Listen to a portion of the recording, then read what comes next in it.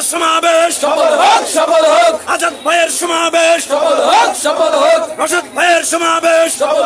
সফল হোক রাসেল ভাইয়ের সমাবেশ সফল হোক বাবু ভাইয়ের সমাবেশ সফল হোক যুব দলের সমাবেশ সফল হোক দিয়েছি তো রক্ত আরো দেব রক্ত আরো দিব রক্ত দিয়েছি তো রক্ত লড়াই লড়াই লড়াই চাই লড়াই করে বাঁচতে চাই লড়াই করে বাঁচতে চাই